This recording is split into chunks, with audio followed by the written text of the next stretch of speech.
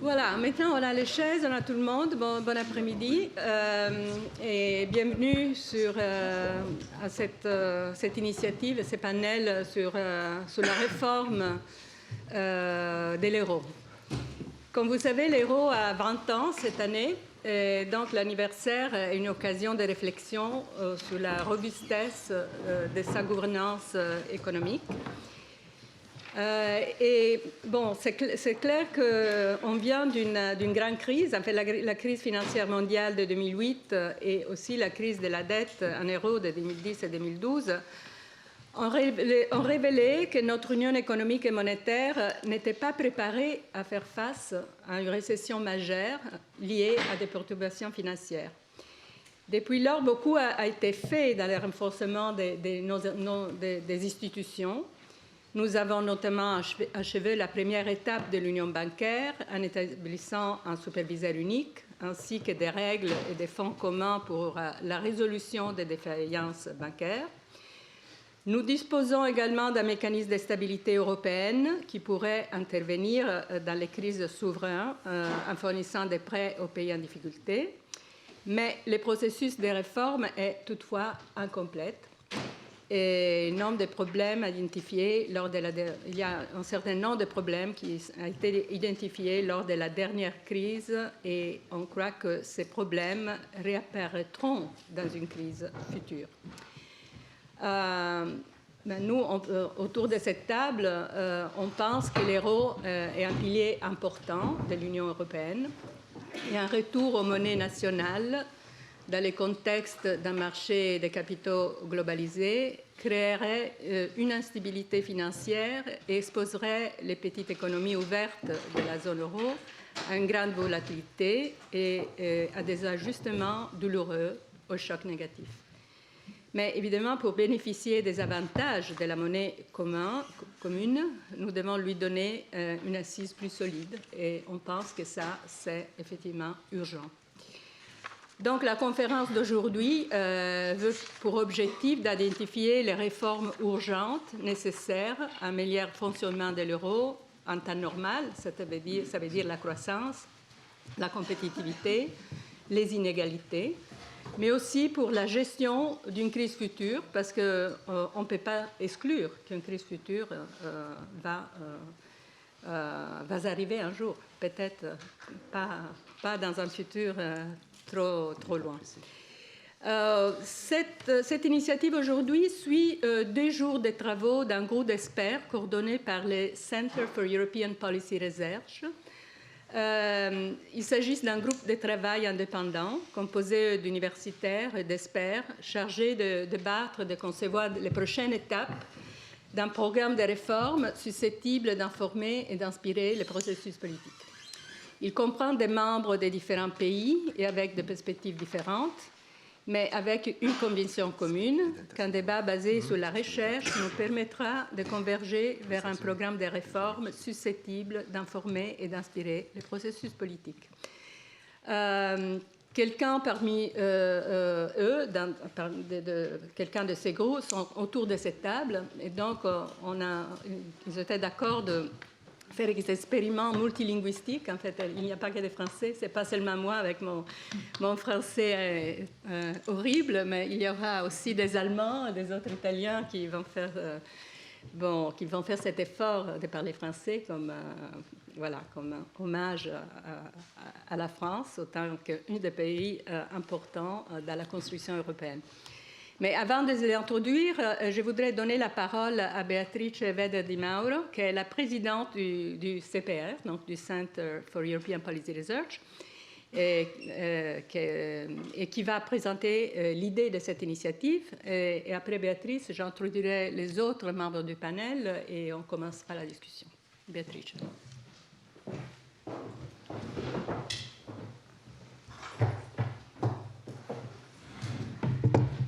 Merci beaucoup, Lucrezia. Merci beaucoup à tous pour cette initiative. C'est un plaisir de vous accueillir au nom aussi du CPR et de dire quelques mots sur l'histoire du CPR et de ce groupe. Le CPR a été fondé il y a 35 ans et il a été créé pour pour avoir un équivalent européen du NBR, que c'est le réseau des économistes basés aux États-Unis, et quelque chose qui manquait en Europe. L'entreprise a été un grand succès. Aujourd'hui, le CEPR, c'est le premier réseau européen des économistes regroupant plus de 1300 économistes académiques. Et le CEPR a une double mission, c'est de promouvoir l'excellence en recherche et en même temps l'utilisation de cette recherche dans l'élaboration des politiques économiques. Dans ce cadre, clairement, la construction de l'Europe a été quelque chose qui a toujours été très au sein de CEPR. Le CEPR a été un acteur de premier plan dans les discussions autour de la conception du marché commun, de la monnaie unique et un grand nombre des problèmes que nous voyons maintenant dans l'architecture de l'euro étaient déjà anticipés par des membres du CEPR. Après la crise de la zone euro, nous avons réuni un groupe des économistes, dont beaucoup sont aussi dans le panel, entre autres Lucrezia, et afin de réfléchir sur les réformes nécessaires et à la manière de surmonter la crise et de compléter l'architecture de l'euro.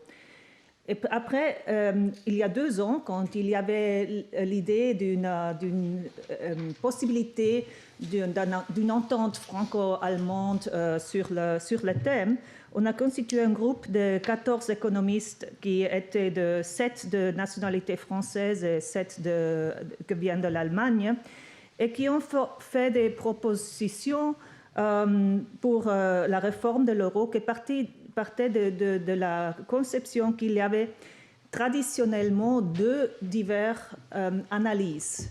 Celle que l'on appelle plus la allemande, que l'analyse, c'était qu'il manque de la discipline et des règles, d'une part, et que le no bailout clause, c'était pas institué dans la crise, et l'autre qu'on a identifié plus avec la française ou latin, que c'est qu'il manque dans l'euro le partage du risque. Dans notre groupe, on a fait l'analyse et on a proposé que c'était une dichotomie mauvaise. Ce n'est pas qu'il manque une chose ou l'autre, c'est parce que ce ne sont pas des substituts, ce sont des compléments. Et la zone euro a besoin de tous les deux. Elle a besoin des designs qui font possible une politique de non-sauvetage, no bailout, d'une part, mais elle a aussi besoin de partager des risques, par exemple sur un budget commun, et des autres politiques que, en fait, la France a très fortement soutenues dans le débat européen. En fait, c'est pour ça que venir à Paris, c'était très, très approprié, parce que dans ce moment, le président Macron il a toujours été un ardent défenseur des réformes de l'euro et de la réforme de l'Union européenne. Et c'est Paris, vraiment, dans ce moment, la capitale des penseurs européens visionnaires. Et c'est pour ça qu'à Paris, on cherche de pouvoir avancer ce que j'appellerais le grand débat entre les économistes européens. Merci beaucoup.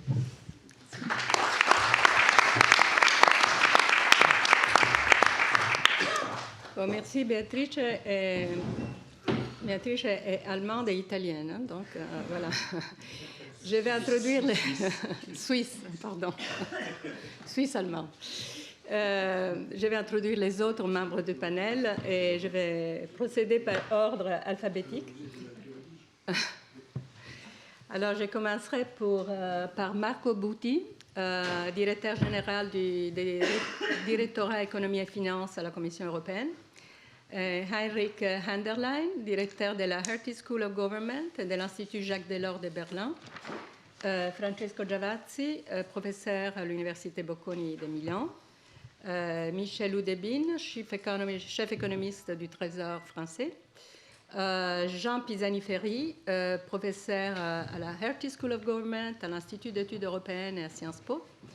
Beaucoup d'affiliations. Hein, Natacha Valla, vice-directeur général du directeur économie de la Banque centrale européenne. Et Jacobin Feitzacker, chef économiste du ministre des Finances allemand. Donc, on a ici deux chefs économistes, Allemagne et France. On a des professeurs et on a des femmes et des hommes, il faut dire aussi. Voilà, donc je vais faire une petite introduction et après je vais poser des questions aux membres du panel. Donc je vais partir un peu de ce qu'était la discussion hier, mais aussi dans les rapports franco-allemands qui étaient cités par Béatrice et aussi par des autres rapports d'experts que les CPR a coordonnés dans les dernières années. Donc la discussion sur la réforme de l'euro était concentrée sur trois sujets principaux. Premièrement, créer un meilleur mécanisme pour atténuer les crises et partager les risques entre les citoyens de l'Union. Alors cela inclut l'amélioration de l'union bancaire. Est-ce qu'il faut introduire un mécanisme commun de dépôt bancaire pour garantir la même protection aux dépôts de tous les citoyens de l'Union, quel que soit leur lieu de résidence, par exemple? Ça, c'était un sujet important. La création d'un marché des capitaux unifié pour la zone euro est aussi désirable, mais qu'est-ce qu'il faut faire pour la soutenir et pour la développer? On n'a pas eu beaucoup de progrès sur ce plan. Il faut également considérer des mécanismes fiscaux budgétaires pour pouvoir mettre en place des politiques anticycliques pendant les récessions pour que le poids de cette responsabilité des politiques anticycliques, de stabilisation, disons, ne soit pas exclusivement sous la Banque centrale européenne, qui à ce moment, c'est comme unique institution fédérale, a un énorme poids sur son dos. Évidemment, l'objectif ultime de ces réformes sera de minimiser les risques que les crises entraînent, soit une austérité préjudiciable, soit des gros emprunts publics assortis de perspectives de remboursement incertaines, comme ce fut le cas en 2010-2012, en particulier lorsque de la crise grecque. Donc ça, c'était le premier point. Le deuxième thème de discussion, comment concilier un meilleur partage des risques et de meilleures politiques de prévention des crises. Les mécanismes de partage des risques devraient être renforcés, mais devraient aussi renforcer les incitations des politiques responsables au niveau national. Et donc, la discussion va mettre en place des mécanismes de partage des risques. Est-ce qu'ils vont affaiblir plutôt que renforcer les incitations à ces politiques responsables? Donc ça, c'est le deuxième point de discussion. Le troisième, est-ce qu'on a besoin de réformes qui augmentent la croissance dans la zone euro et la rendent plus inclusive? Donc, pas seulement des mécanismes financiers et de stabilisation, mais aussi un agenda qui puisse favoriser la croissance et l'inclusion sociale. Donc, comme vous savez, la croissance de la productivité dans la zone euro a été sous-performante au cours de la dernière décennie, mais aussi sous-performant par rapport aux États-Unis. Et donc, en fait, l'euro, on l'a fait pour quelque chose. Et donc, il faut renforcer notre union pour qu'elle puisse rendre la promesse initiale réalistique, en fait. Et donc, ça, c'est un thème important. Donc, avec cette introduction, je vais maintenant demander à chaque membre du panel d'expliquer en 5 minutes leur opinion sur la question suivante. Quelles sont les réformes absolument nécessaires pour rendre l'euro robuste à la prochaine crise et aussi pour satisfaire sa promesse de les rendre plus performantes et plus inclusives? Je vais procéder en ordre alphabétique, donc je commence pour Marco Butti, Commission européenne. Ok, merci beaucoup, Lucrezia. Merci au CPR, Collège de France, de nous avoir invités. Et je pense que c'est un peu symbolique aussi qu'on parle des constructions européennes, d'achever la construction européenne aujourd'hui dans ce jour très triste ici à Paris, mais je pense que c'est très bien de le faire. Lucrezia, tu mentionnais ces 20 ans de l'euro. Pour une monnaie, pour un système monétaire, 20 ans, c'est très jeune. Hein. Moi, j'ai regardé ce matin les parallèles avec les États-Unis. Et si je regarde les dates, en 1791, on dirait 91 en Belgique, mais ici, il faut faire l'effort,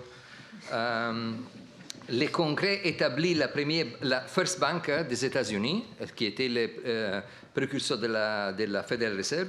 Seulement en 1913, la Federal Reserve a été créée et mise dans la législation.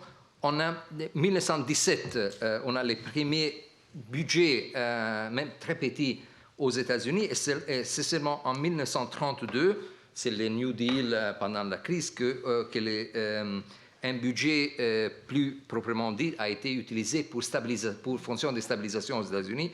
Et seulement en 1934 que les dépôts communs ont été adoptés aux États-Unis. Alors, je pense qu'il faut prendre un peu une perspective, un recul un peu historique pour voir un peu ce qu'on a fait et bien sûr ce qu'il faut encore faire. Donc, il y a eu une réponse pendant la crise qui a été importante. On a établi un mécanisme européen de stabilité. On ne l'avait pas. Alors, qu'est-ce qu'on a fait pendant la crise? On a dû réagir un peu aux événements pour survivre, parce que c'était une crise vraiment existentielle. On a lancé l'union bancaire, on a renforcé la gouvernance économique, mais toutes ces réformes ont été entamées, mais il faut les mener au bout de leur chemin. Donc, on a maintenant un programme à court terme. C'est d'ici juin 2019, cette année, quand on aura les sommets des chefs d'État et de gouvernement de la zone euro. Et qu'est-ce qu'ils nous ont donné comme tâche? La première, c'était de renforcer les mécanismes européens de stabilité. C'est de faire avancer l'union des marchés des capitaux et l'union bancaire, et c'est de mettre en place aussi, et sur ce point-ci, Béatrice le disait, à l'initiative du président Macron, un premier budget de la zone euro, et voilà, ça c'est la tâche d'ici au mois de juin. Après, je pense qu'il faut décider quoi faire. Hein. Et je pense qu'il y a deux choix de fond. Est-ce que l'on continue avec des progrès, disons, millimétriques, hein, très difficiles sur chaque point, ou on tire une ligne et on dit, voilà, on regarde à nouveau un peu, disons, les projets et les conditions pour une réforme plus substantielle. Moi, je crois que l'inertie politique amène à la première venue, un volontarisme et ce dont on a besoin amène, je pense, au deuxième, d'être plus ambitieux. Comment faire pour être plus ambitieux? Alors, la question du comment, c'est aussi important que la question de quoi faire. Hein? Et je pense que la condition sine qua non fondamentale pour faire des progrès plus soutenus et plus ambitieux, c'est il faut surmonter la division actuelle entre pays créditeurs et pays débiteurs. Ça a créé beaucoup de problèmes en termes de confiance mutuelle. Et les pays créditeurs, qu'est-ce qu'ils font? Ils déclinent toutes les priorités en termes de réduction des risques, en termes de responsabilité. Tous les pays débiteurs, qu'est-ce qu'ils font? Ils mettent l'accent sur le partage du risque, sur la solidarité. Et, comme Béatrice le disait au début, il faut arriver ici à remettre ensemble et recréer un esprit commun où on surmonte cette division-là en ayant en tête que et ça, je le crois fortement, ceux qui sont le pays créditeurs d'aujourd'hui ne sont pas nécessairement les pays créditeurs de demain. Exemple tout à fait clair, on est dans une gouvernance économique mondiale où les États-Unis sont, disons, mettons comme ça, moins fiables que dans le passé. Si on rentre dans une guerre commerciale avec les tarifs sur les voitures ou d'autres, qui va être la première victime de ça? Fort probablement ce qui est, disons, les pays créditeurs par excellence d'aujourd'hui. Alors, je pense qu'il faut arriver à une récréation d'une confiance mutuelle, et c'est seulement avec ça que l'on peut faire des progrès sur les choses les objectifs dont on a parlé déjà. C'est l'union bancaire, c'est un véritable budget de la zone euro, c'est l'union des marchés des capitaux, c'est la création aussi d'un actif sûr, sans risque au niveau européen. Je voudrais terminer avec une citation que je pense capture bien l'esprit de ce que je viens de dire, et c'est la définition de solidarité qui est donnée par Habermas, philosophe allemand. Traduction en français de ses propos, et je lis. La solidarité est un terme qui décrit la relation de confiance mutuelle entre deux acteurs qui ont volontairement pris part à un projet politique commun. La solidarité n'est pas de la charité, et ce n'est certainement pas non plus une forme de traitement à l'avantage d'un des acteurs. Ceux qui s'engagent dans la solidarité sont disposés à accepter un désavantage à court terme au profit de leur propre intérêt à long terme, tout en sachant que l'autre agirait de la même manière dans une situation similaire. La confiance réciproque, dans notre cas, la confiance au-delà des frontières nationales, est une variable tout aussi importante que l'intérêt personnel de long terme. Ça, je pense, c'est ce que je pense devrait être dans l'esprit commun quand on discute quoi faire pour la zone euro et pour l'Europe plus en général. Merci Marco. La parole maintenant à Eric Hunderlein. Merci Lucrezia. C'est un plaisir d'être là et d'avoir ce débat français en France sur l'Europe. Et il y a autour de la table des francophones de tous les pays, ça me fait très plaisir. Comme je savais que j'allais parler en deuxième, je voudrais situer le débat et pas encore rentrer trop dans les détails des différentes propositions. Et je voudrais structurer ça en deux temps. Tout d'abord, je voudrais faire référence à deux moments importants dans la création de la zone euro ou dans l'histoire de la zone euro qui, à mon avis, marquent beaucoup ce qui se passe aujourd'hui. Et puis, je voudrais brièvement revenir sur la structure du débat actuel qui est parfois difficile à comprendre. Tout d'abord, les deux moments qu'on a tendance à oublier. Quand l'euro a été créé à la fin des années 80, début des années 90, il y avait deux visions assez claires et logiques. Une vision allemande et une vision française. La vision française, c'était « nous sommes un espace économique très hétérogène.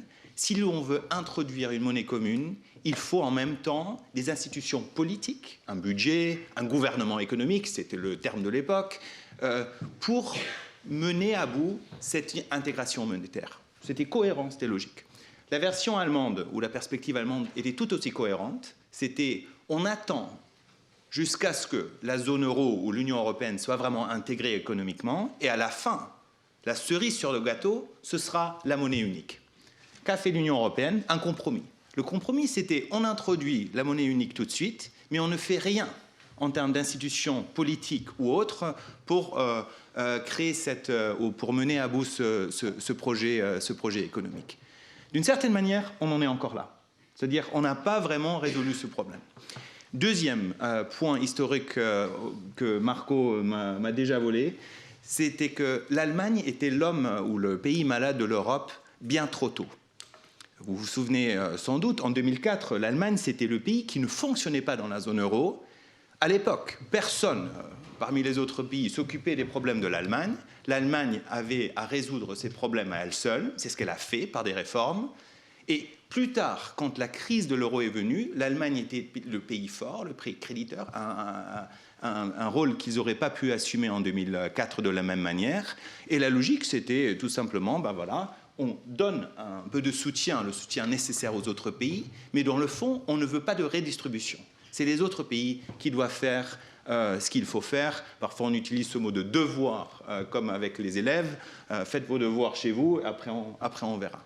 Donc ça, c'est deux moments qui, à mon avis, avec lesquels il faut commencer pour bien comprendre le débat d'aujourd'hui. Parce qu'aujourd'hui, le débat reste à peu près sur ces termes-là. On a des changements techniques à l'intérieur du système, à l'intérieur du paradigme. On parle d'une réforme du MES, on parle d'introduire une clause de flexibilité dans le MES, on parle de marché de capitaux, ce genre de choses. Ça reste, c'est pas un changement en profondeur de la zone euro. Ça reste dans la logique avec laquelle on avait commencé. C'est assez technique comme débat, c'est pour ça que c'est aussi pas très suivi dans la politique des pays. On peut aller un peu plus loin à l'intérieur du paradigme actuel. On peut parler d'un backstop pour l'union bancaire. On peut parler de collective action clauses, de choses de ce type-là. Mais ça ne va pas changer la donne fondamentalement. Après, il y a des débats en dehors du paradigme actuel. Et Emmanuel Macron, l'année dernière, quand il a lancé son discours à la Sorbonne, il a mis quelques pistes dans cette direction-là. Il a dit, voilà, il faut parler d'un budget de la zone euro. Dans la campagne, il avait parlé d'un ministre des Finances de la zone euro. Donc on revient vers cette idée d'un leadership politique de la zone euro, avec un financement, avec une autorité politique, peut-être avec une mini-assemblée ou une commission au Parlement européen capable d'accompagner tout ça d'un suivi démocratique. Mais tout ça implique à un moment, bien sûr, des transferts d'un pays à l'autre. Et c'est là où l'Allemagne, clairement, dit aujourd'hui, nous n'en voulons pas de ce genre d'ajustement. Et pour moi, la raison pour laquelle le débat n'avance pas, c'est parce qu'il y a ces deux approches-là. Alors, ce qu'on a essayé de faire dans le groupe, c'est de mettre ensemble un paquet de propositions qui permettent de dépasser cette approche assez binaire des choses et de mélanger à la fois des propositions techniques, des propositions plutôt politiques et des propositions qui changent de paradigme dont on va parler, par exemple pas une mutualisation de la dette, mais comment tu dis safe asset en français? Actif sûr. L'actif sûr qu'on peut partager, qui sont des moyens de ne pas mutualiser la dette, mais d'introduire un tout petit peu de mutualisation et de faire un effet levier dessus pour permettre justement de sortir de ce dilemme-là. Le problème, c'est que ça n'aboutit pas. Il y a aujourd'hui un blocage franco-allemand assez clair, et dont la victime, et ça ce sera mon dernier point, est clairement la Banque centrale européenne. Et c'est là où la logique, à la fin, ne tient plus debout. Comme les gouvernements ne font rien, la BCE est obligée d'intervenir. C'est ce qu'elle a fait pendant la crise. Aujourd'hui, c'est la BCE qui demande le plus, pas explicitement elle, mais elle devrait faire d'une manière encore plus forte, d'intégration par les gouvernements pour justement pouvoir se concentrer sur son devoir qui est la politique monétaire et la stabilité des prix et non pas le leadership politique de la zone euro. Donc en fin de compte, sur ce panel, je crois que je vais clairement dire c'est une question politique qu'il faut résoudre, moins qu'une question économique, mais parfois les questions économiques ou bien posées avec de bonnes réponses peuvent faciliter un débat politique. Merci Lucrezia. Merci. Francesco, tu es avec moi l'italien dans cette table. Ah non, ben Marco, mais non, Marco il représente les institutions européennes, hein, donc c'est différent. Et voilà, donc l'Italie est le malade de l'Europe. Comment tu vois les perspectives des réformes avec cette grande hétérogénéité qu'on a dans cette union? On arrivera à l'Italie, mais plus tard. Et avant tout, je m'excuse, car après le français merveilleux d'Henri, vous trouverez un français beaucoup moins bon. Alors, quelles sont les réformes les plus importantes pour rendre la zone euro plus résistante? C'est la question que nous a posée Lucrezia. Et c'est en effet, à mon avis, un bon point de départ, car choisir des priorités est important pour la raison que le capital politique des pays est limité. Qu'est-ce que ça veut dire? Ça veut dire que l'espace pour trouver un accord parmi les 19 pays de la zone euro est très limité et ça devient de plus en plus petit. Et ce n'est pas seulement une question de la distance entre l'Allemagne et les autres pays. Et récemment, les positions plus rigides ne viennent plus de l'Allemagne, mais des Pays-Bas et d'autres pays du nord de l'Europe. Donc, pas beaucoup d'espace, pas beaucoup de capital politique, et donc il faut procéder avec beaucoup de prudence. Ça veut dire, qu'est-ce que ça veut dire procéder avec beaucoup de prudence? Ça veut dire, à mon avis, faire attention aux objectifs que l'on choisit au moment où l'on décide quelles sont les réformes de la zone euro sur laquelle de penser ce capital politique.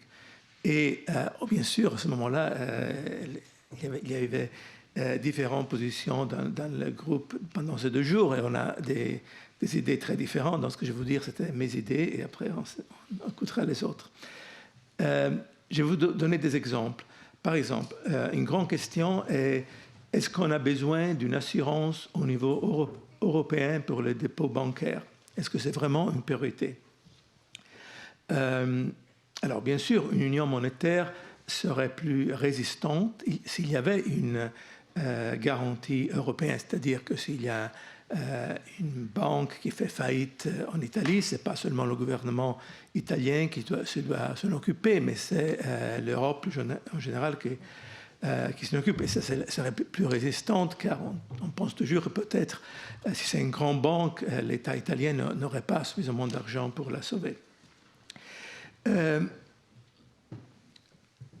à mon avis, ce n'est pas vraiment une priorité. Et mon point de vue, c'est que si ce qu'on appelle le bail-in, c'est-à-dire l'éventualité que pas seulement les actionnaires, mais aussi ceux qui possèdent des obligations bancaires participent aux pertes de la banque qui a des problèmes au moment où le capital n'est pas suffisant.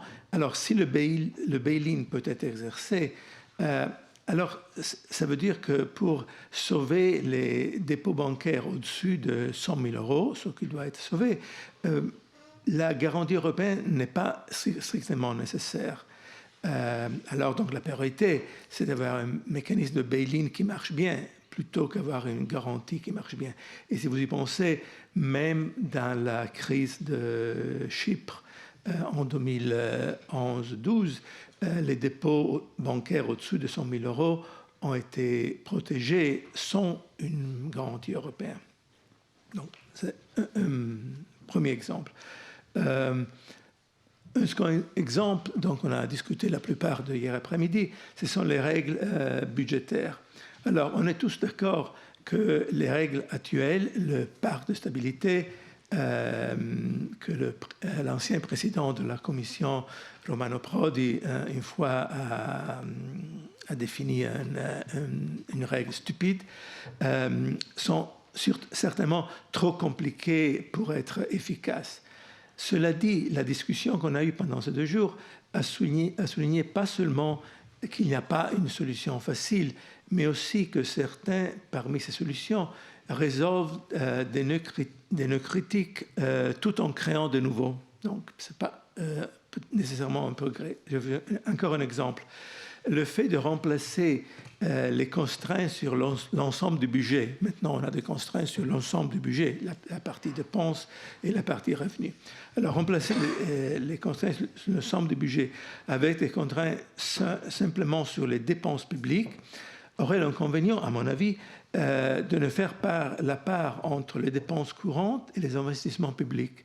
Et ça signifierait que le plus grand poids de réduction budgétaire pourrait tomber sur l'investissement public au lieu que sur les dépenses courantes. Et ce n'est pas, à mon avis, une bonne solution. Alors, quelles sont les priorités, après tous ces exemples, où il vaut la peine de penser le petit capital politique qu'on a? Alors encore, je vais vous donner 3 exemples. Ce sont 3 exemples, ça réfléchit mes priorités. Bien sûr, il y en a beaucoup d'autres. Je ne vais pas parler de l'inégalité, qui est une question importante, de l'environnement. Il y en a énormément, non? Mais je reste sur la zone euro. Alors, j'en indique 3. Zone euro et à côté. Alors, un point de vue est que la priorité, et ça Lucrezia l'a dit au début, c'est un système qui nous permet de faire face à une crise de confiance dans la zone euro, une crise pareille à celle qu'on a eue en juillet-août 2012. C'est une crise que l'économiste appelle un mauvais équilibre. Qu'est-ce que ça veut dire un mauvais équilibre?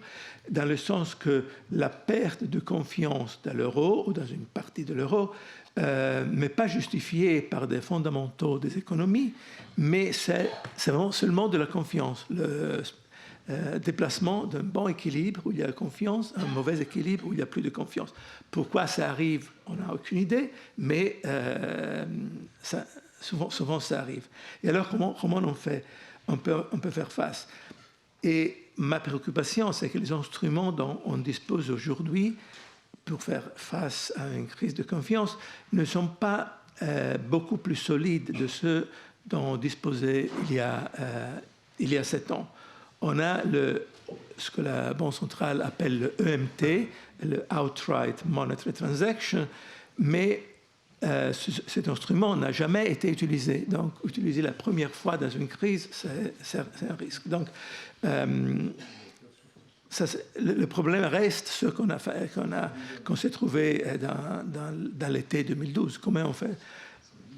En 2012, le problème a été résolu par le président de la Banque centrale qui, avec 5 mots, whatever it takes, je ferai whatever it takes, a résolu le problème. Malheureusement, on peut utiliser les mots une fois. Répéter les mots après 7 ans, ça ne va pas marcher. Priorité numéro 2, à mon avis, le rôle de la politique budgétaire dans un monde où le taux d'intérêt reste très bas et le taux de croissance peut aussi rester très bas. Alors cela est un monde où la politique monétaire, les banques centrales sont arrivées à la limite de ce qu'ils peuvent faire. Les banques centrales ont fait énormément pendant la crise. Si cette crise dont on est plus ou moins sorti n'a pas répété ce qu'on a eu en 1929-30, c'est surtout grâce à ce qu'ont fait les banques centrales, la Federal Reserve aux États-Unis, la Banque centrale européenne. Mais maintenant, les instruments des banques centrales sont plus là. Avec les taux d'intérêt sont 0, on peut les amener à moins 0,4, mais au-dessus, ça ne marche plus. Alors, c'est le moment de la politique budgétaire et comment utiliser la politique budgétaire dans la zone euro, c'est compliqué. Il y a des pays qui ont énormément de dettes, comme l'Italie, qui ont des difficultés à utiliser la politique budgétaire. Il y a d'autres pays où il y a une idée très forte dans la population, pas dans la politique, mais dans la population, que l'utilisation de déficit, c'est quelque chose qu'on ne fait pas. Donc ça, c'est un second problème important, car on continue à penser aux politiques budgétaires en Europe comme si le pacte de stabilité, comme si les règles de Maastricht sont encore la chose la plus importante. C'est le passé. Ça ne veut pas dire qu'on peut accumuler des dettes toujours, mais repenser à les critères de Maastricht dans ce moment-là où la politique monétaire ne marche plus est important. Dernier point, et après je termine, la croissance et la productivité. Pourquoi ça est important dans la zone euro? Car c'est évident que si la zone euro ne retrouve pas la route pour une croissance économique, tout va être beaucoup plus difficile. Et la croissance de l'économie, c'est très proche de la croissance de la productivité. Ici, à mon avis, on a seulement touché sur ce problème-là ce matin, mais je crois en futur, ce groupe s'en occupera de plus. Il y a un grand risque. Et il y a un grand risque qui a origine d'un document franco-allemand encore, qui a été signé par les ministres des Finances des deux pays, Bruno Le Maire et son homologue Peter Altmaier, qui est préoccupé par le fait que la Commission européenne a des pouvoirs très forts, a des pouvoirs exécutifs. Vous savez, l'Europe a seulement 2 institutions qui ont des pouvoirs exécutifs, donc ils peuvent prendre une décision sans demander aux États. La politique monétaire, où la Banque centrale a des pouvoirs exécutifs, et la politique de la concurrence, où la Commission dans la concurrence a des pouvoirs exécutifs. Alors, Bruno Le Maire et Peter Altmaier ont peut-être pas contents d'une décision que la Commission avait prise sur une fusion entre une entreprise allemande et française, ont demandé que la Commission, qu'on enlève à la Commission le pouvoir exécutif dans ce domaine-là. À mon avis, c'est très grave, car je pense que la productivité, enfin, ça dépend de la concurrence. Ce n'est pas évident que mettre ensemble de grandes entreprises pour faire une super grande entreprise, car on a peur de la Chine, ça va augmenter la productivité. Donc, c'est intéressant que la personne qui pourrait être le nouveau président de la Commission européenne, M. Weber, qui est le candidat du Parti populaire pour être le président de la Commission si le Parti populaire gagnait les élections, a dit la semaine passée, je suis totalement d'accord avec ce document. À mon avis, on en parlera beaucoup de ça, mais c'est un sujet qui, à mon avis, est dangereux. Déjà. Ok, merci Francesco. Donc on reviendra à l'Italie plus tard. Michel Oudebine, Trésor français. Oui, merci. Bonjour à tous. Et puis merci effectivement pour cette initiative que je trouve extrêmement utile. Un peu comme Marco, je vais juste commencer par un mot, parce que quand on écoute un peu la litanie des uns et des autres, on a l'impression qu'on n'a un peu rien fait. Et du coup, je crois qu'il faut quand même redire juste un mot pour dire qu'on a quand même fait beaucoup pendant la crise. Alors un peu d'accord avec Marco pour dire qu'on l'a fait un peu dans l'urgence. Mais on a des choses, des acquis qui sont vraiment utiles, et notamment nos outils de gestion de crise. Le MES, je pense, c'est quand même une vraie réussite. Et j'espère qu'on n'aura pas à le mobiliser trop rapidement, mais voilà. Et la question qui se pose aujourd'hui, elle est plutôt comment limiter le risque d'avoir une crise nouvelle, quelle architecture pour répondre à ça, et comment compléter ce qu'on a déjà fait. Mais il y a déjà quelque chose sur la table. Dans les points qui me semblent importants, sur lesquels il faut avancer au cours des prochains trimestres, et puis sans doute plutôt années, il y a au moins deux points. Le premier point, c'est la question du le partage de risques au sens très large, à la fois via les marchés financiers et via un partage de risque plus public. Donc on a encore des marchés financiers et bancaires qui sont extrêmement fractionnés entre les pays, avec donc des banques qui ne se parlent pas encore complètement d'un pays à l'autre. Et quand on épargne quelque part, c'est pas si évident que ça s'investit ailleurs dans la zone euro. En tout cas, il n'y a pas d'outil d'investissement complètement intégré. Et les questions budgétaires, j'y reviendrai. Le deuxième point qui me semble important aussi à essayer de régler, c'est les questions, je crois que ça n'a pas encore été évoqué, les questions de forte divergence entre les États membres. Alors là-dedans, on peut mettre plusieurs éléments. Il y a des éléments d'héritage de la crise. Alors ça peut être les prêts non performants dans le secteur bancaire, des taux de chômage élevés, etc.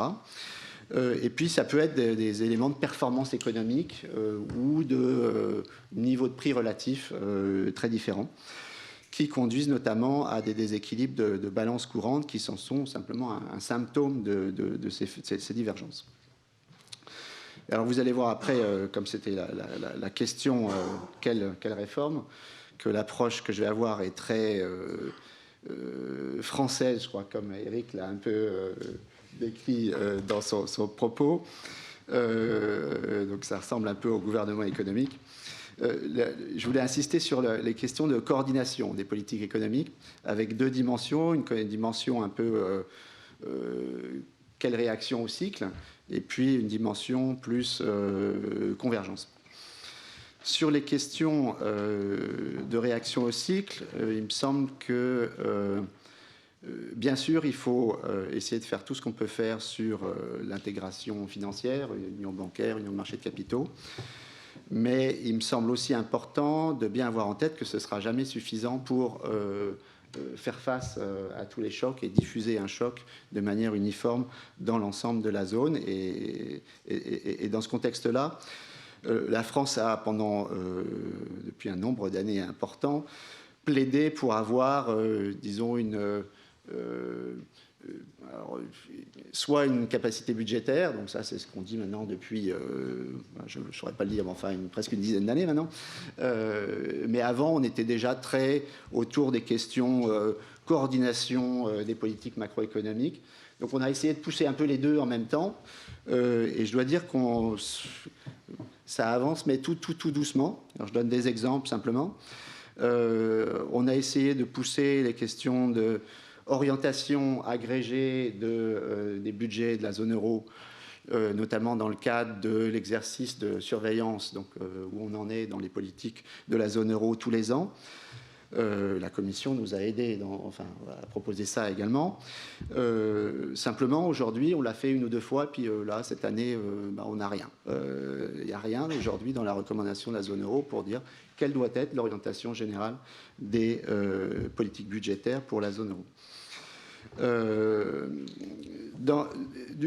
Du côté du budget, il nous semblait que c'était difficile d'en rester à cette coordination très, je dirais, décentralisée, hein, où on dirait quel est l'objectif général et puis chacun essaye de s'y conformer. Pour plein de raisons, je crois qu'elles ont déjà été un peu dites, entre les pays où une relance n'est pas complètement évidente pour leur situation macroéconomique, les pays en difficulté où, par définition, quand ils sont en difficulté, eux-mêmes auront du mal à faire la relance et donc ils attendent un peu que les autres puissent faire. Donc il y a un problème de coordination ici, clairement. Le pacte de stabilité qui a été évoqué par Francesco est lui-même asymétrique. Hein, il propose plutôt la consolidation, mais quand il y a besoin de la relance, il ne donne aucune incitation de ce type. Et c'est dans ce contexte-là qu'il me semble qu'il est très utile d'avoir vraiment une capacité budgétaire pour pouvoir, là aussi ça a été dit, compléter l'action de la Banque centrale en tant que de besoin. Et voilà, il me semble qu'il y a beaucoup de papiers qui vont dans ce sens. L'autre point que je voulais évoquer, c'était la question de convergence. Juste pour dire qu'il me semble que les divergences de compétitivité sont un problème commun. Et c'est vrai que ce n'est pas souvent vu comme ça. Je le dis simplement. Quand un pays a une compétitivité prix relative qui est bien meilleure que les autres, au hasard, un grand pays de l'autre côté du Rhin, il va réussir à exporter beaucoup, il va être trop plein d'emplois. Simplement, pour les autres, évidemment, c'est plus difficile.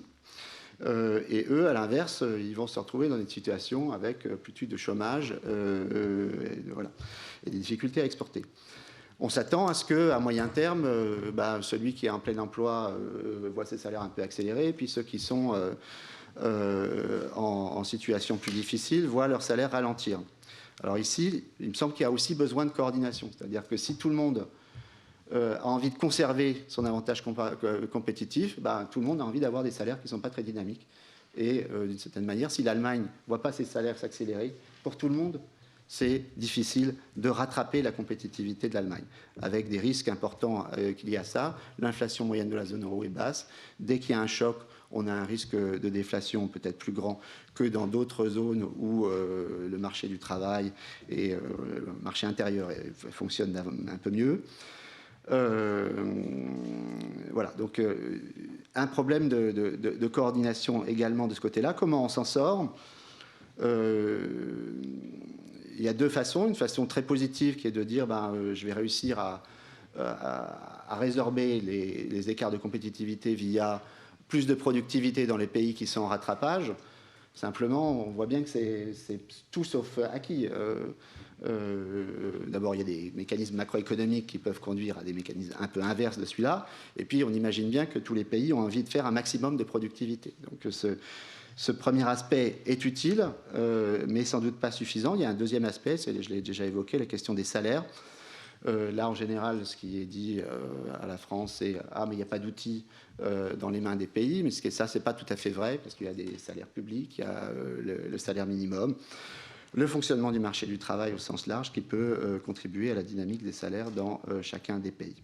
Alors, quelle action ? Et je terminerai là-dessus. les actions, il me semble qu'il y a une procédure qu'on n'a pas évoquée encore, c'est la procédure sur des déséquilibres macroéconomiques.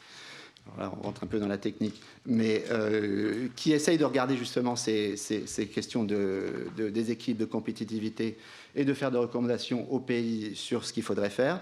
Et il me semble que là-dedans, on doit pouvoir aller, y compris jusqu'à des recommandations sur les salaires. C'est vrai que jusqu'à présent, au Conseil, ça a toujours été plus compliqué, assez compliqué d'avoir des recommandations de ce type. Il y a la question aussi des conseils de compétitivité dont le rapport pour la France devrait être rendu public, je crois, cette semaine, qui essaye de regarder aussi un peu ces questions-là au niveau national, mais d'apporter aussi de la coordination au niveau de l'Union, enfin de la zone euro. Et enfin, il y a la question peut-être d'un budget zone euro pour favoriser la convergence, et ça, c'est le point que Marco a signalé tout à l'heure, c'est ce qu'on essaye de faire d'ici juin au sein du Conseil. Pour conclure, juste, il me semble que le moment est quand même relativement propice d'une certaine manière, parce que par rapport à il y a un an ou deux où la croissance était assez forte, le ralentissement, d'une certaine manière, peut aussi donner un peu plus de traction politique que vous pouvez y en avoir peut-être il y a 2 ans pour faire évoluer les choses. Il me semble aussi, mais je crois que Marco l'a aussi évoqué, que le fait que les chocs macroéconomiques auxquels la zone euro est confrontée soient objectivement asymétriques peut aussi donner de l'impulsion à faire bouger les lignes.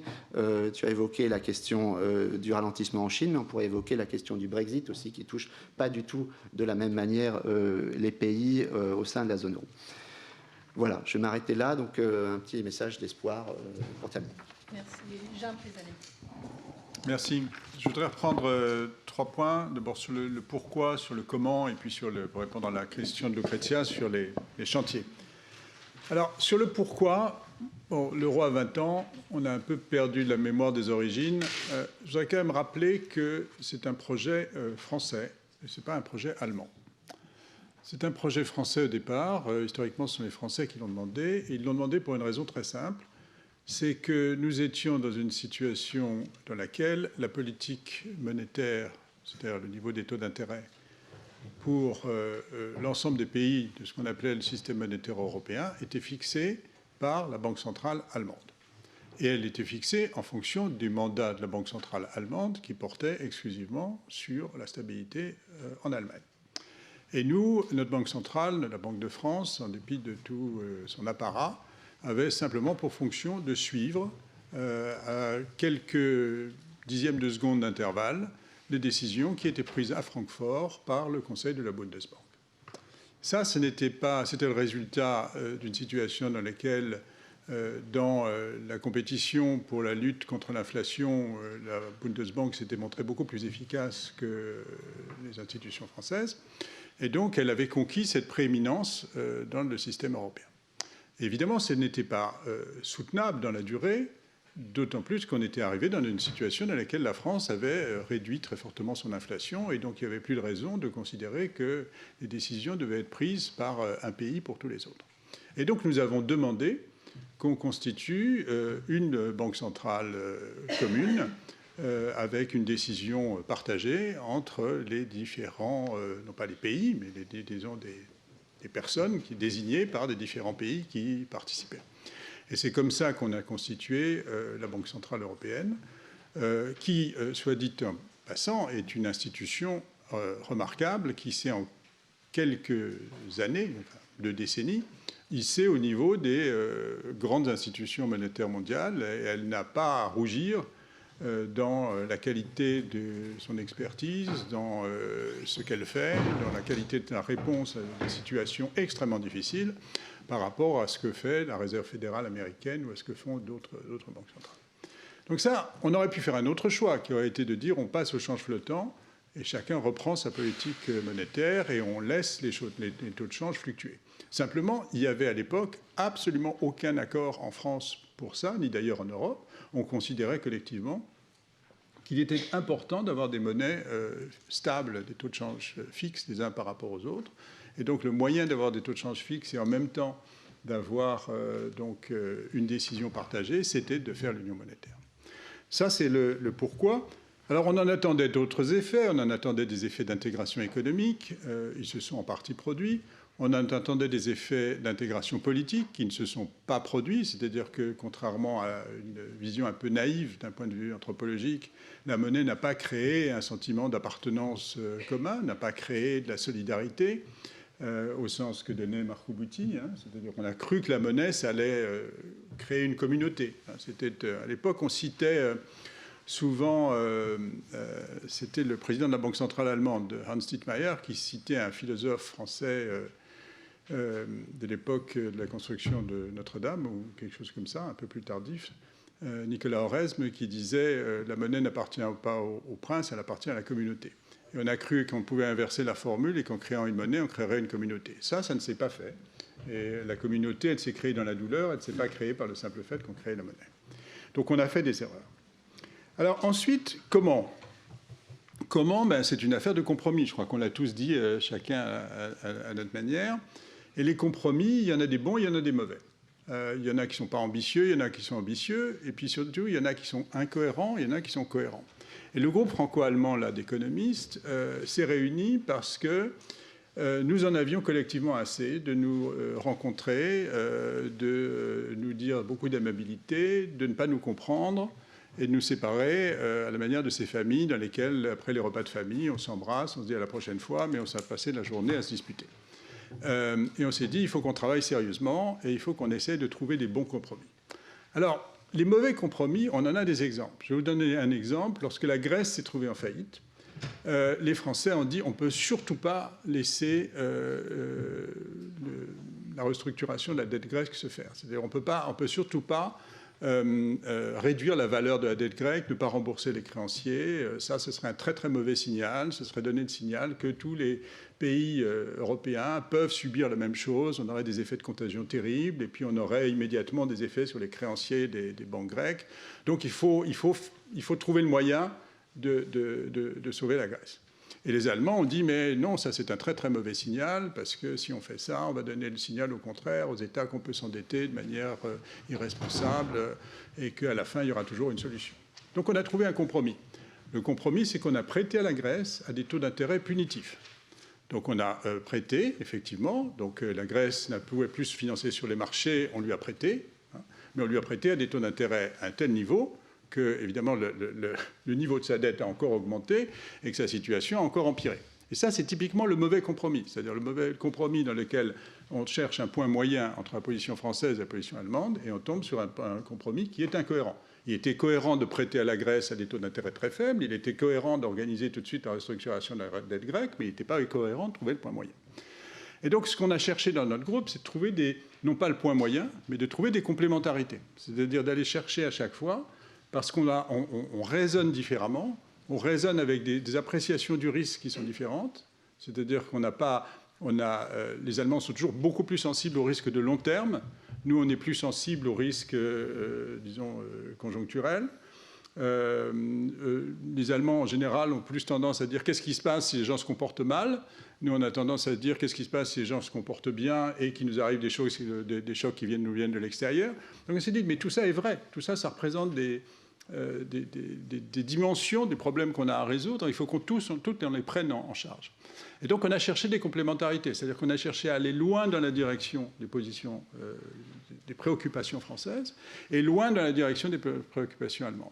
Et ce qu'on a trouvé en faisant ça, c'est qu'on pouvait construire des compromis qui étaient non pas simplement un équilibre, mais qui renforçaient, dans lesquels il y avait de la complémentarité entre les deux. C'est-à-dire par exemple que si on disait il faut plus de responsabilité des États par rapport à leurs finances publiques, c'est-à-dire qu'il faut éventuellement que s'ils sont précisément dans une situation dans laquelle ils sont devenus insolvables de fait, il faut accepter la réalité qui est qu'il faut restructurer leurs dettes, il faut faire payer les créanciers. Et en même temps, si on fait ça, il faut sécuriser le système financier. Il faut éviter qu'on ait des phénomènes de répercussions en chaîne de ce type de crise qui se produisent Et donc, il faut construire des éléments qui sont des éléments de solidarité qui éviteront cette répercussion en chaîne. Et de la même manière, si on demande aux États d'être plus disciplinés, il faut aussi leur offrir des coussins de sécurité pour qu'ils puissent emprunter dans certaines situations, parce que si on veut les mettre plus en situation de tension pour qu'ils se comportent bien, il faut aussi que quand ils subissent des chocs, ils aient une possibilité de se financer. Et donc il faut leur offrir des coussins de sécurité par des lignes de précaution offertes par le mécanisme européen de stabilité. Donc cette démarche, c'est une démarche qui non seulement nous a permis de formuler un certain nombre de propositions, mais ce qui est assez remarquable, alors même qu'il y a eu beaucoup de discussions, qu'il s'est passé beaucoup de choses, c'est que depuis 1 an et demi qu'on a formulé cela, en partant de points de vue qui étaient très différents, le groupe est divers, eh bien, nous sommes tous restés fidèles aux propositions qu'on avait formulées ensemble, parce qu'elles nous semblaient répondre sur le fond à un problème. Et il nous semble que c'est ce type de démarche qu'il faut essayer d'adopter. Alors, ça, et je conclurai là-dessus, ça renvoie à la question de savoir qu'est-ce qu'on peut faire, hein, quelle priorité il faut se fixer. Alors, Marco parlait du temps qu'il avait fallu pour faire aux États-Unis constituer le système monétaire, hein, en donnant le point de repère 1791-1934. Malheureusement, je pense qu'on est beaucoup plus pressé que ça. Hein. On est beaucoup plus pressé que ça parce qu'on ne peut pas rester indéfiniment dans des constructions partielles, ne serait-ce que parce que ce qui nous tient ensemble, c'est moins fort que ce qui tient les peuples des États-Unis ensemble. Il faut se rappeler qu'à un moment où ils ne voulaient plus vraiment tenir ensemble, il y a eu la guerre de sécession et elle a été réglée par les armes. Donc il faut savoir que ce qui tient l'unité américaine, ce sont des choses qui, historiquement, n'ont rien à voir avec ce qui nous tient ensemble en Europe. Ce qui nous tient ensemble en Europe, c'est que le sentiment qu'on est plus fort, qu'on est mieux, qu'on est plus prospère ensemble que séparés. Et donc, il est très important, je crois, à chaque pas, d'essayer de résoudre un problème. Et ne pas être dans un progrès millimétrique qui fait que chaque crise est l'occasion de découvrir qu'il y a des problèmes qu'on n'a pas résolus. Donc, pour répondre précisément à la question qui était posée, je dirais... Une priorité, c'est de clore un dossier qu'on a ouvert. En 2012, on a ouvert le dossier de l'union bancaire. Qu'est-ce que ça veut dire?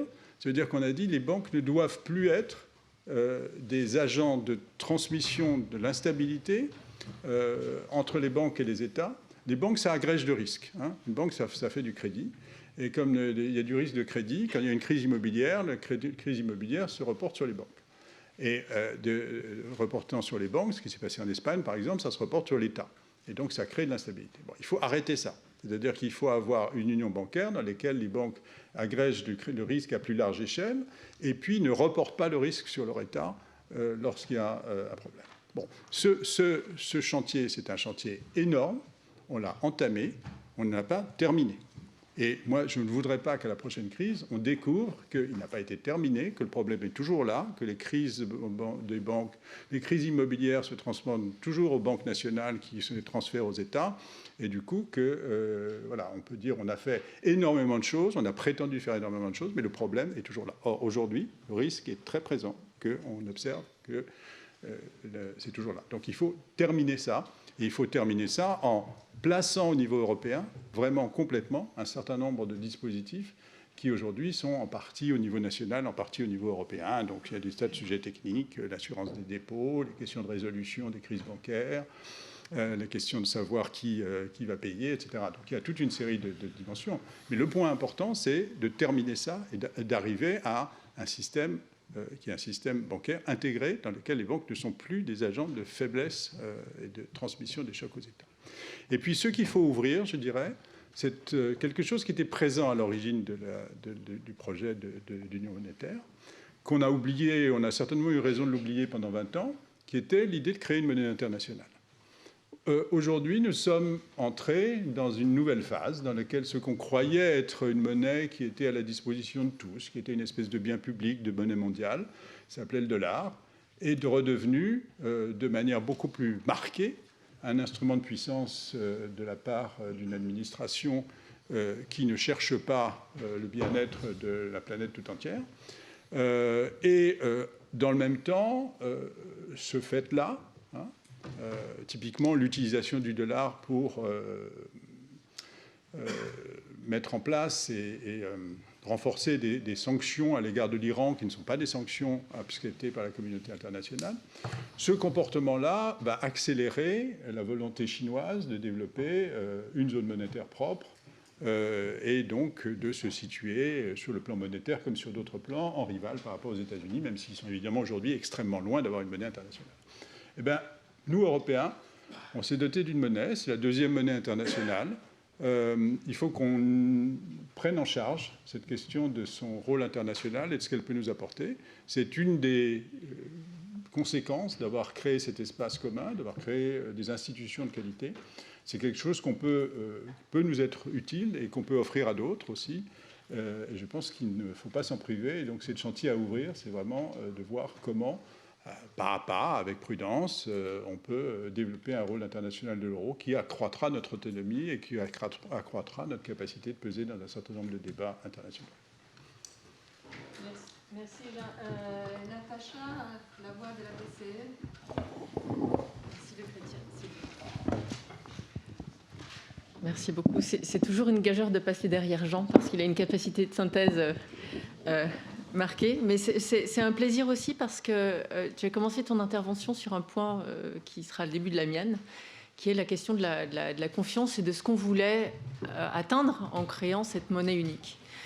Et de la même manière que tu soulignes, et justement, je pense qu'on n'a pas réussi à créer une confiance autour de ce que doit représenter l'euro, je pense que ce manque de confiance ou cet échec partiel, il est lié au fait que les citoyens des pays membres de la zone euro n'arrivent pas à s'identifier avec les institutions qui font constellation autour de cette monnaie unique. C'est-à-dire qu'en gros, quand on parle aux citoyens aujourd'hui, vis-à-vis de la Commission, le MES, qui sait ce que c'est que le MES? Bon, nous, on sait, plus ou moins. C'est un petit peu...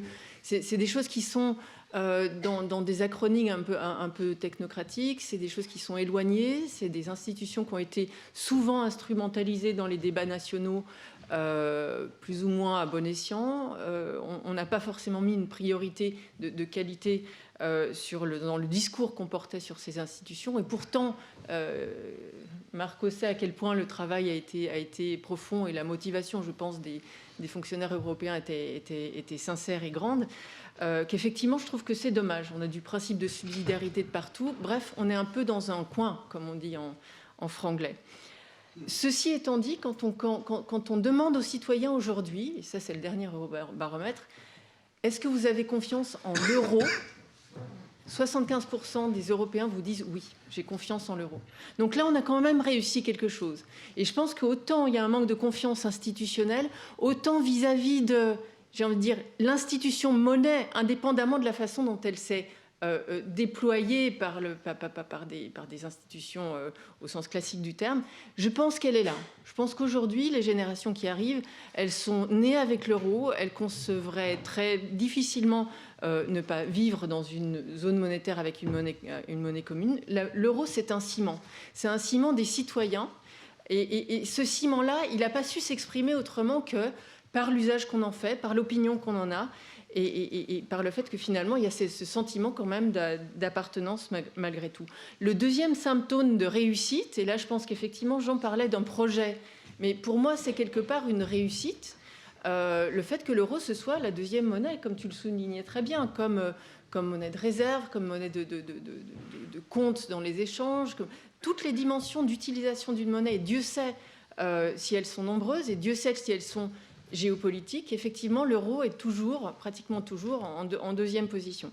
Donc ça veut dire que les banques centrales asiatiques, elles ont envie d'avoir de l'euro dans leur portefeuille, mais ça veut dire aussi qu'on a quelque chose qui remplit une fonction et qui a une utilité un peu sui generis, mais la preuve est dans les faits. Donc je pense qu'effectivement, alors je dis que c'est pas un projet, mais en fait je biaise un peu le propos, puisqu'effectivement, pendant 20 ans, et la BCE a fait partie de ce non-message-là, on a dit mais non, on n'a pas vocation on n'a pas créé l'euro pour avoir vocation à en faire en plus par-dessus le marché une monnaie internationale proprement dit.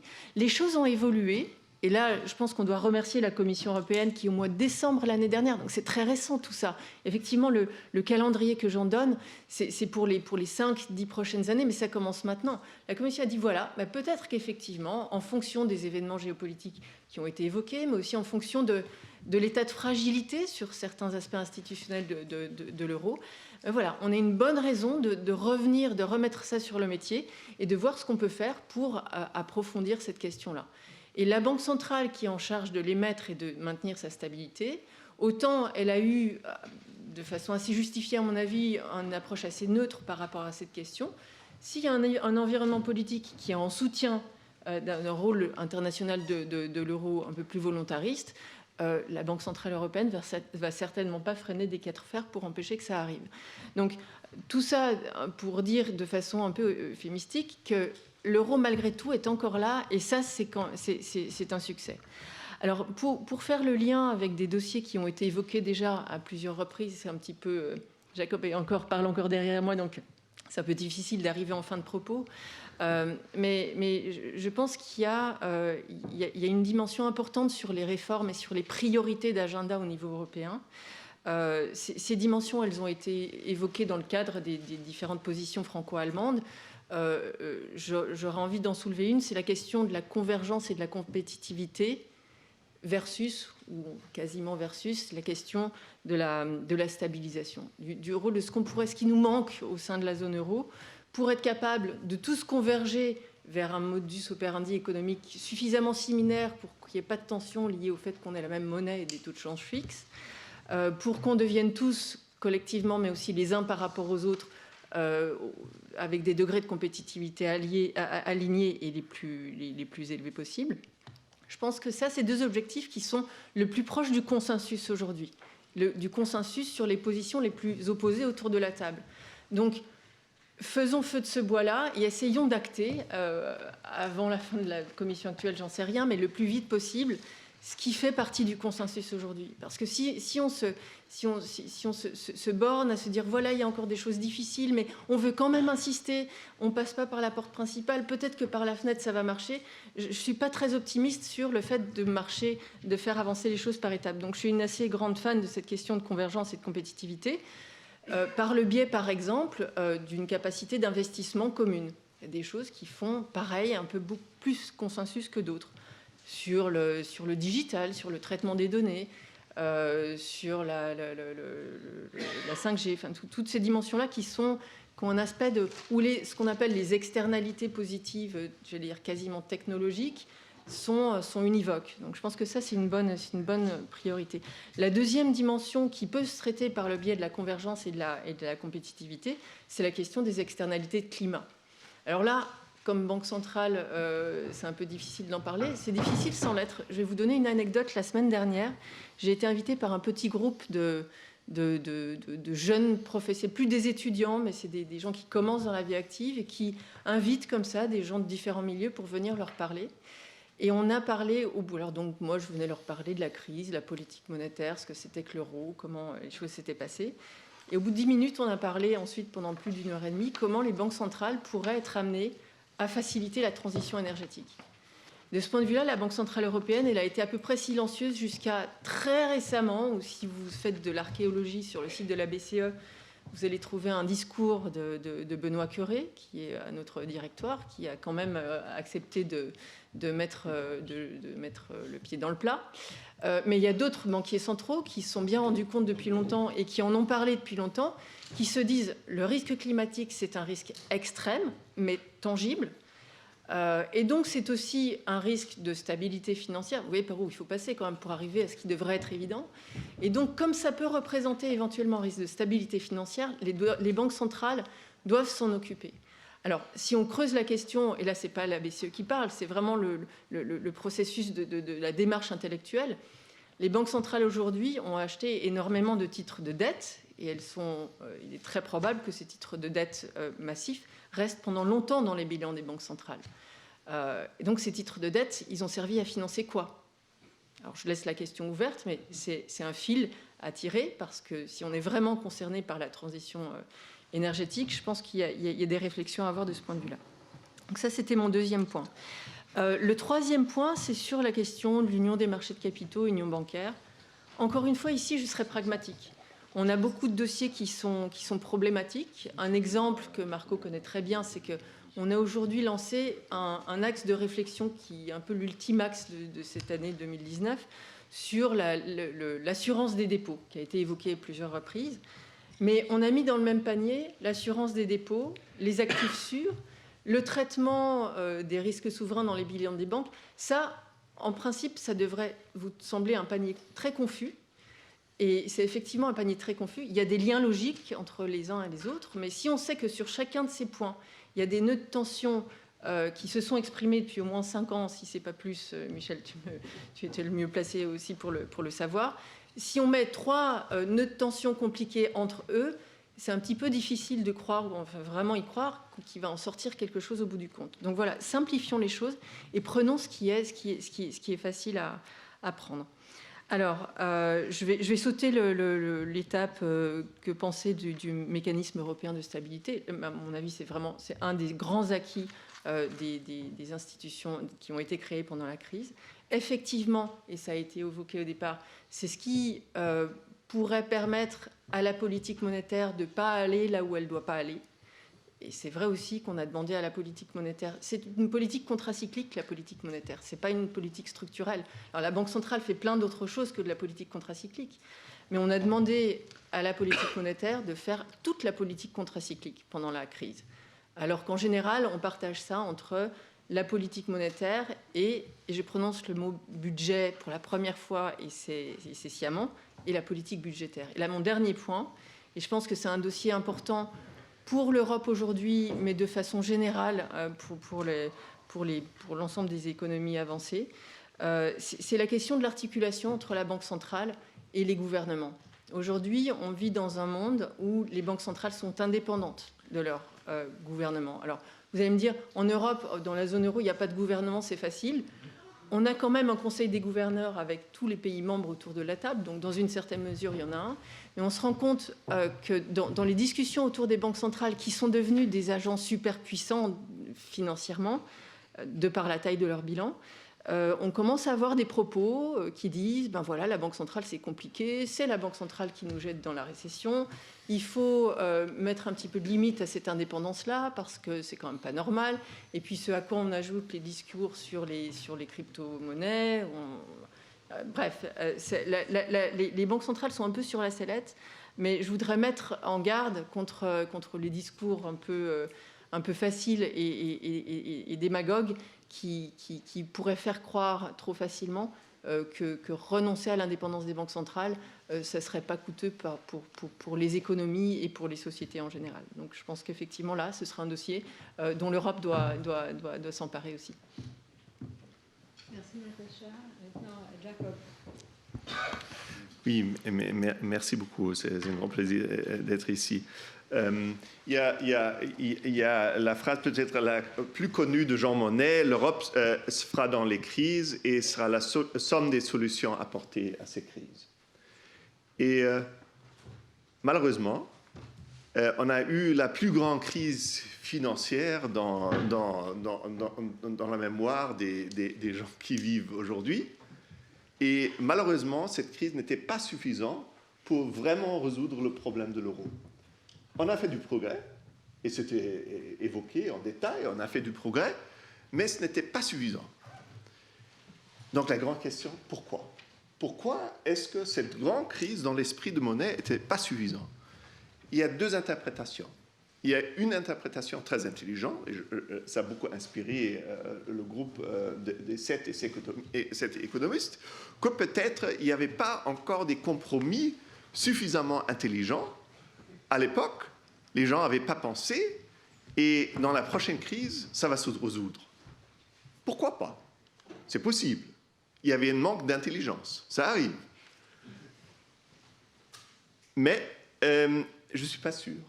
Parce que l'idée de base du compromis était déjà là au début de la crise. L'idée de base qu'il fallait un compromis entre solidarité et responsabilité, c'était clair. Et on a fait très peu de progrès dans ce sens-là. Et je pense, c'est un petit peu, quelqu'un fait l'escalade ici, je ne le fais plus, je suis trop vieux maintenant, mais quand on fait l'escalade, souvent, le chemin le plus direct, c'est le plus difficile. Ce n'est pas le plus facile, c'est le plus difficile. Et je pense, en économie, souvent, on ne se fait pas de soucis comment arriver au sommet. On définit le sommet, c'est le steady state, et puis on espère que la société va bouger. Mais en réalité, c'est très difficile, c'est la politique. Et les routes les plus directes, souvent, ne marchent pas. Et on tombe, on retombe. Et si on est sécurisé, on peut réessayer encore une fois, sinon c'est grave. Et je pense, il y a, et c'était déjà dit, la monnaie unique a créé beaucoup de choses, mais n'a pas créé une communauté, n'a pas créé un environnement où on se fait confiance. Et juste pour donner une idée pourquoi c'est important, imaginons une version de solidarité très extrême et pas très particulière, mais je pense c'est utile. Imaginons si on mettait toutes nos cartes bleues dans un chapeau, dans cette salle, et puis chacun tirait la carte bleue de quelqu'un d'autre. Et après une semaine, on regardait si ceci aurait changé notre comportement. Et je pense qu'il y a une forte probabilité que oui. Peut-être si on fait ça en famille, ça va. Parce qu'on a une bonne conscience, on ne vit pas ensemble pendant une semaine, mais pendant 50 ans et au plus. Donc peut-être c'est moins grave. Mais donc on a vraiment, pour avoir de la confiance, on a besoin d'une communauté. Sinon, toutes ces transactions qu'on pourrait imaginer, solidarité, responsabilité, si ce n'est pas crédible, ça ne va pas marcher. Donc, moi, je suis en faveur d'un petit détour. Et c'est coûteux, les détours, parce qu'on a très peu de temps. Et c'était évoqué. Il est possible qu'il y aura une prochaine crise dans les 3 ans qui viennent. Mais quand même, je suis en faveur d'un détour. Pour répondre, Lucrezia, à ta question, un détour à travers la création d'une vraie communauté européenne. Et on l'a dans une certaine mesure, mais il y a beaucoup de domaines où on pourrait créer beaucoup de valeur ajoutée et beaucoup de confiance dans l'Union européenne. Si on le ferait maintenant, je vais brièvement évoquer 6 domaines. On a enlevé nos frontières internes, c'est merveilleux, mais cela veut dire que l'accueil des réfugiés et le contrôle des frontières externes, ça devient un bien public européen. Mais on a mal organisé ça. Aujourd'hui, la sécurité, la défense, on est dans l'époque de la mondialisation, ça ne se fait plus par les États membres, ça devrait se faire par l'Europe. L'aide au développement, les crises en Tunisie, Algérie, tout ça, c'est incroyable qu'on n'est pas capable, même si c'est tellement important pour nous, de bien régler les affaires dans notre voisinage. Aujourd'hui, c'est toujours principalement bilatéral. Ça marche mal. La transition énergétique, donc peut-être Nachat était déjà un peu dans l'esprit de ce détour. C'est quelque chose qui, même si c'est un bien public global, ça se fait beaucoup mieux en Europe que par chaque État membre séparément. Il y a des autres domaines, la digitalisation et d'autres. Donc moi, je serai vraiment en faveur, même si ça ne résout pas directement le problème de l'euro, de faire ce détour. C'est un détour très profitable dans le sens qu'il y aura une grande valeur ajoutée, ça va construire beaucoup de confiance et en plus, c'est beaucoup moins probable que quelqu'un quitte le jeu. Il y a le problème du Brexit. Et si quelqu'un quitte le jeu de l'euro, ce sera encore plus grave.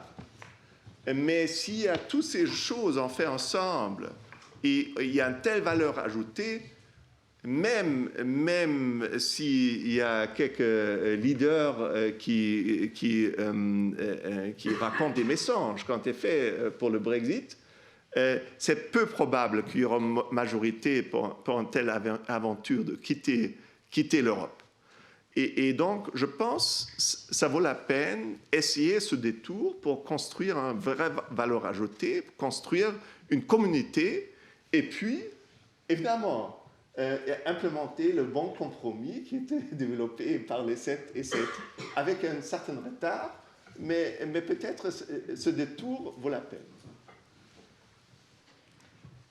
Bon, d'accord. Et merci beaucoup. Maintenant, bon, la discussion est ouverte. Donc, j'ai une question ici.